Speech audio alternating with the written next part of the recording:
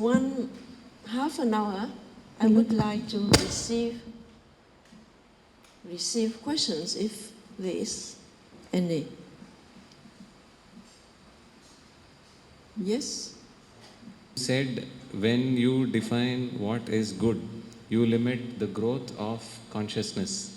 Can you... Growth of? Consciousness. Can you elaborate on that, please? Naming is putting limits on it. When you see a tree and you name the tree, it says to be a tree that you see. It is difficult because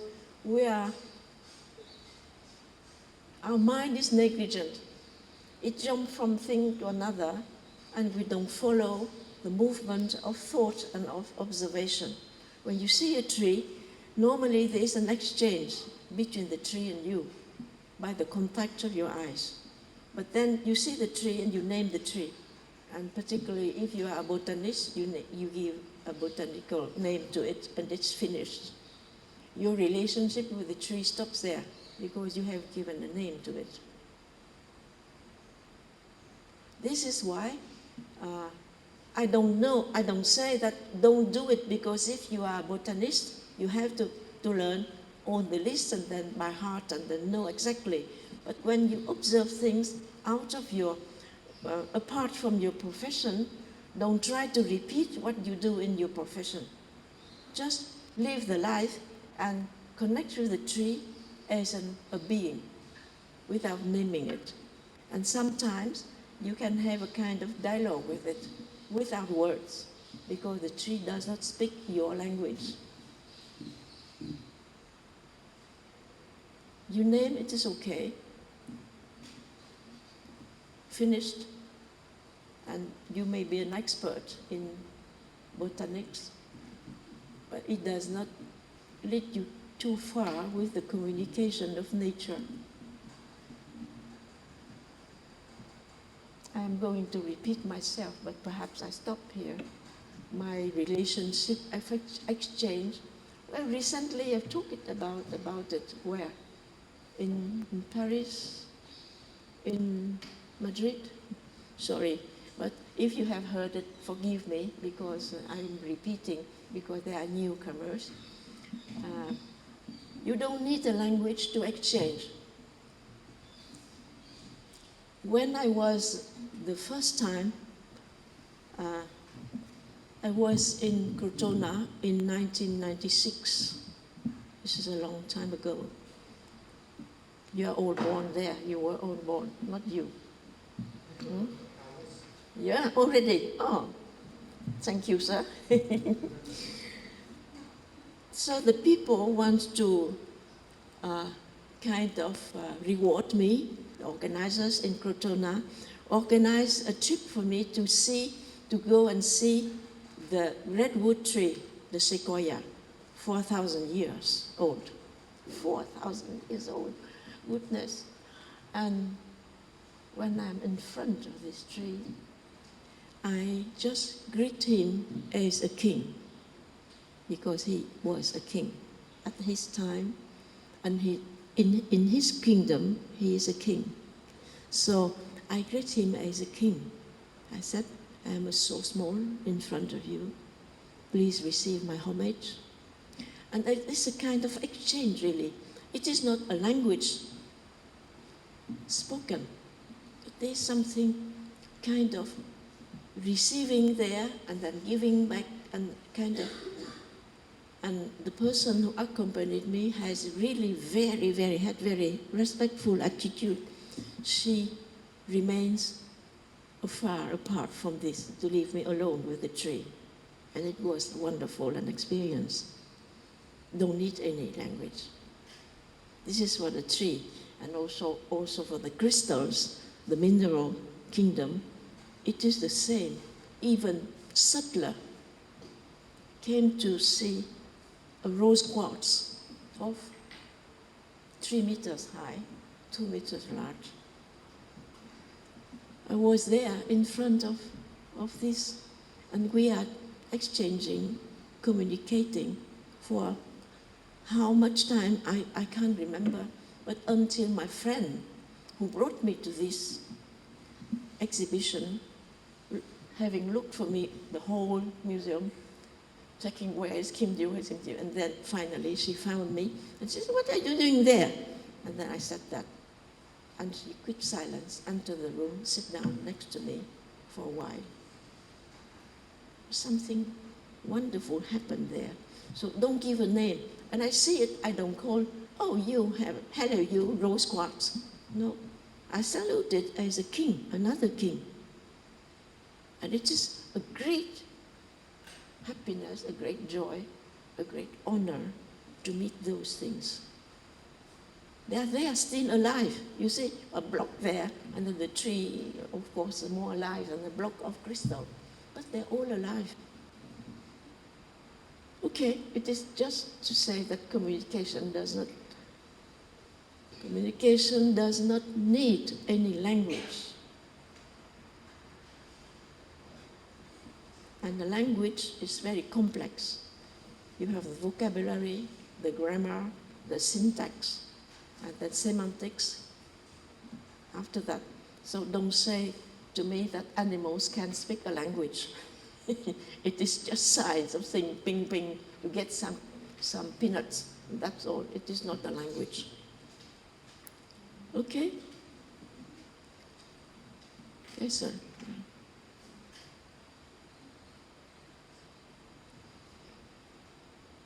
In meditation, when I get a few thoughts, I label them and they go away. I have heard that such a technique exists in the Theravada tradition in Sri Lanka. I want to know how this can be connected with that, because when you name it, I mean, you're saying that you don't have to name it, but I know that the technique exists where you name it and it goes away. I have practiced Theravada meditation for some time, and I have not recognized your practice. I don't know whether in other school or not, but when I was young, very young, I'm still young, but very young, I used to be permanent member of the Buddhist Society in Sri Lanka, and have many, many documents to read and go through it. I want to understand this, the transition between Theravada and Mahayana at that time. So I read a lot about it and practiced something like that. But I don't recognize that they would advise you to name. And in fact, if you want to drop something, you don't have to name it. The more you name it, the more you retain it, you hold back, because you are fixed to the name, meaning that instead of being attached to one step of conceptualization, you move on the movement of conceptualization, and you attach to a certain point of your own concept by naming. And what I have learned from Theravada meditation is that they base very much the meditation process in order to discard negative feeling and memories, etc. They want to give you the feeling of disgust. When you see something, you feel disgusted and you drop. But my method is not just on disgusting, because our problem is the problem of the couple, the opposite of raga and dvesha, meaning attraction and repulsion. I confess that I have still to solve this, because I have a very developed nose. It is like a dog's nose. I can feel 3 meters from afar. I can smell the thing. And it is a challenge for me the first time I visited India, because everything smells. And I was absolutely lost in this. I said, what happens to me? And all of millions of smells coming from everywhere. Still it is now. I solved half the problem, but still not yet. So then, it is limited the meditation of Theravada because it's based only on the disgusting feeling. You are very attracted more to beautiful things. But it is the same burden on meditation process. You don't keep the things you like in your mind because it is also a kind of hamper. The yoga system call it a klesha. You are building up your own klesha and then you try to undo it, but it is zero as a fruit consequence.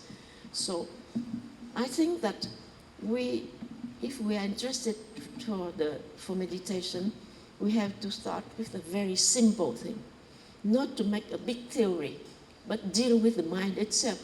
Look at it, see it, and then to deal with it, but not to give names, etc., etc. This is why when you are very, very involved in this exploration, you can find the commentary of Dr. I.K.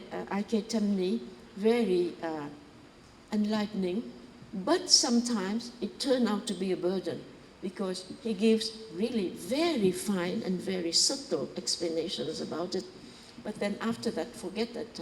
If you want to be an expert to that and you say these Sanskrit words at certain state of thing, you will be lost.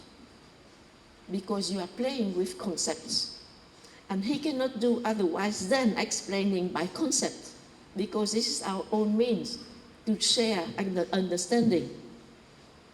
You see? So be careful. This is why this saying, knowledge turned out to be ignorance at a certain level.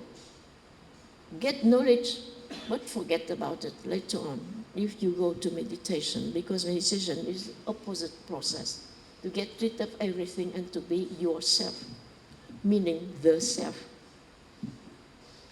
Okay?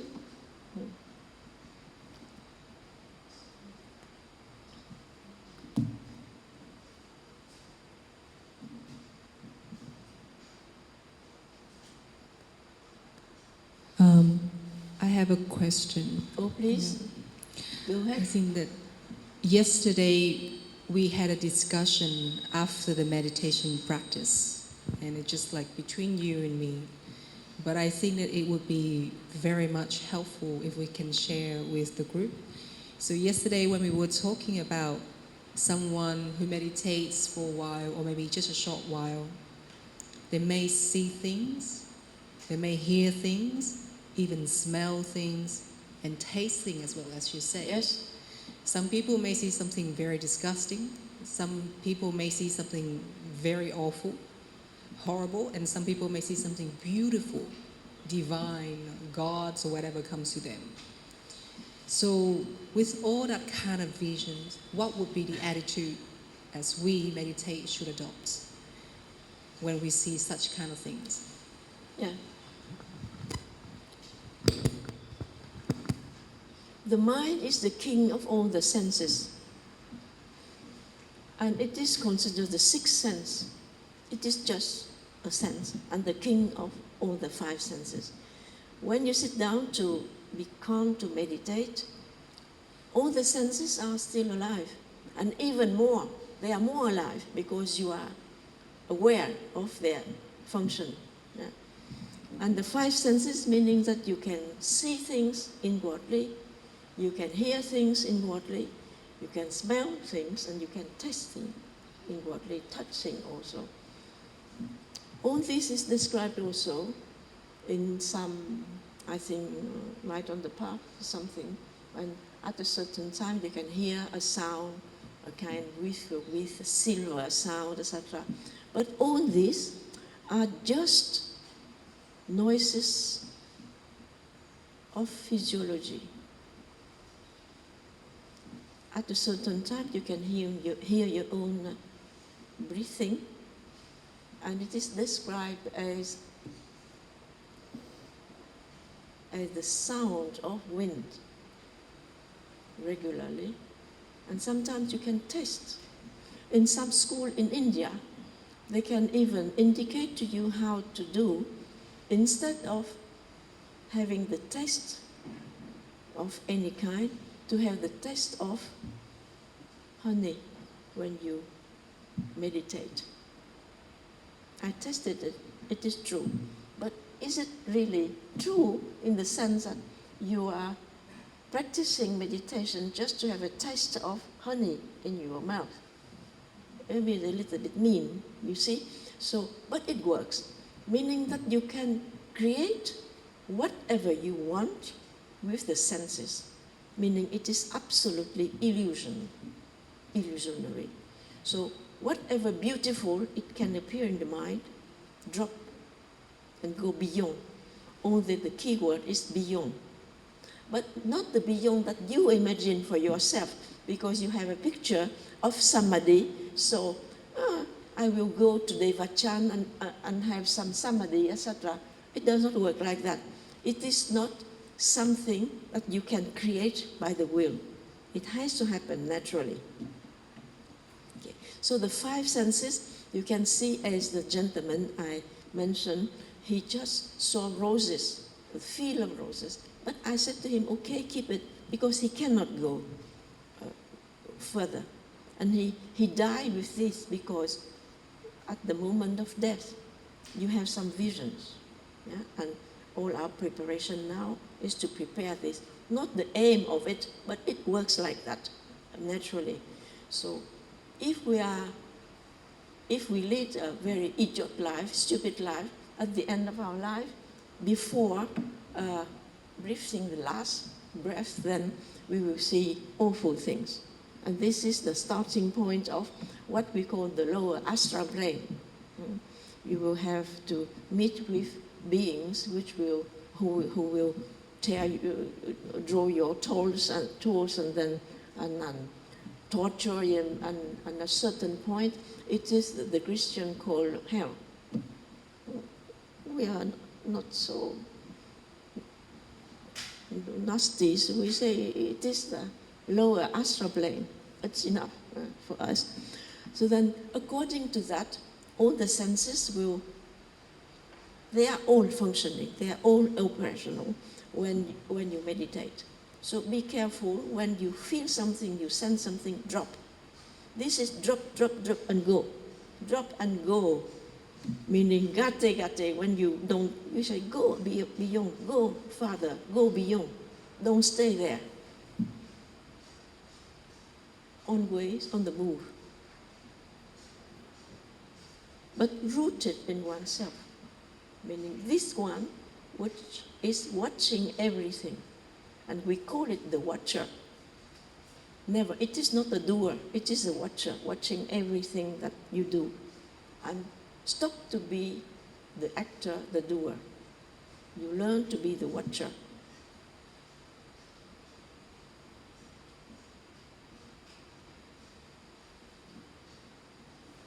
For the questioner, it is okay.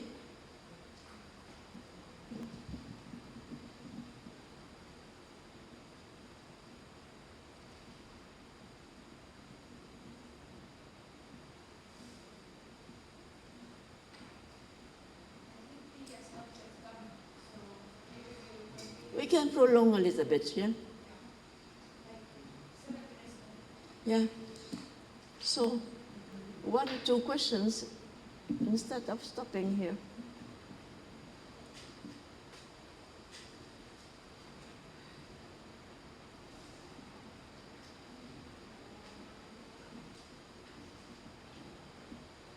I ask you one question.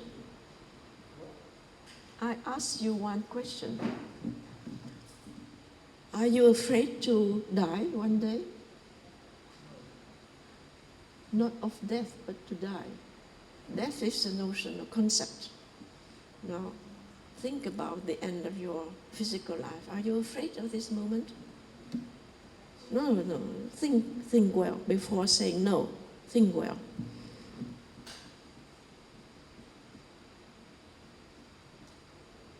I don't need your answer. Ask the question only for yourself. And if you say no, consider whether you are true to yourself.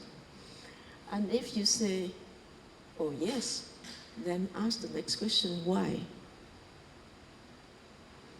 You have studied a lot of things, you have understood a lot of things, and you have not understood that we are just a kind of miniaturized universe, and we have to die one day as the universe does. So why are we afraid? But we are still afraid somewhere. Afraid of what? Of losing what we think that we are. You lose your identity.